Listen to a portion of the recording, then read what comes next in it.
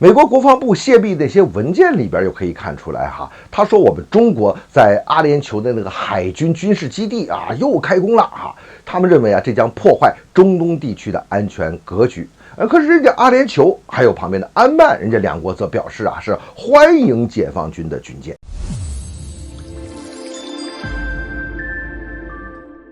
欢迎来到张斌观察，我是张斌。美国这边呢，就揪着这个事儿就不放。其实他这个落脚点说的就是咱们和阿联酋联合建设这个哈利法港的这一件事情啊，这完全就是造谣。那地方是不是军港？那当然不是军港了嘛，那是我们和阿联酋联合搞的一个商用港。但是也有意思的是啊，虽然说不是军港，但是咱们解放军的军舰它还真是可以停在那边呢。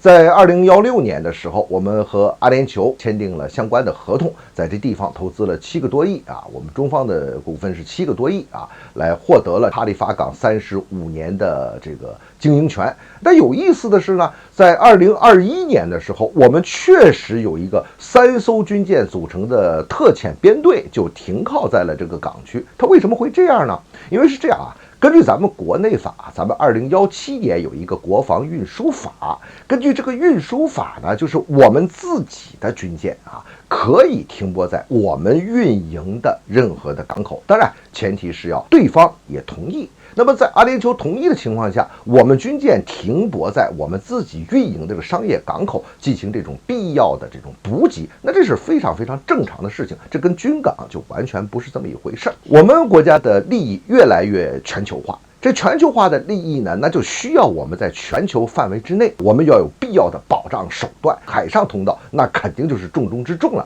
可是你在海上走，它就必须要有陆地的这个落脚点呢，就要有一定的海外军事基地。你像吉布提这边，这是咱们第一个海外军事基地。其实说起来啊，吉布提搞的这个基地，它也不是专门为你中国为你谁，专门咱们两国搞这么个基地，它倒不是，它就是吉布提啊，在那个红海那个地方啊，它就搞出那么一块地方，就像搞一个保税区一样，我把这块地方划开，你们谁愿意在我这儿来搞这么一个补给型的基地啊，搞这么一个落脚点，谁就来。你要这块我给你这块地，你要那块我给你那块地，反正你交我一定的费用，你们在这边建设就可以了。其实它并不是一个等级非常高的具有打击性质这种前进的一个基地，它更是一个中间中转的这么一个落脚点。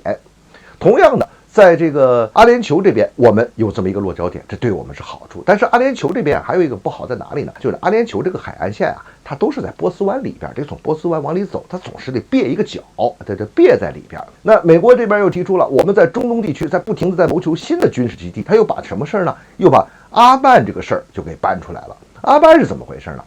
阿曼呢有一个萨拉拉港，这个地方直接就是靠着印度洋。我们拿开地图你可以看，阿联酋的海岸线正好是在靠北边这一块，是在波斯湾里边。阿曼这个萨拉拉港呢，正好是在南边，面对着广阔的印度洋，这个地方就更好了。而且呢，就在2022年3月份的时候，我们发现一个照片，就是阿曼的萨拉拉港这边呢停了几艘军舰啊，3艘。一艘是日本的，中间呢是我们中国的一艘054A， 边上呢这还有一条意大利的这个护卫舰在这边。其实阿曼呢，它也是这个搞法呢，也是有一点像吉布提，就是他想把这个地方提供出去，你们过来，我可以有一定的经济收入啊。他其实大致都是这个做法。那我们大家去利用那个地方进行落脚，有什么不可以的呀？美国在这边故弄玄虚，造谣生事啊，说我们是地区的安全的最大威胁，这完全就是造谣。其实我们根本就不用管它一套。换句话讲，如果将来有一天我们需要在这些地方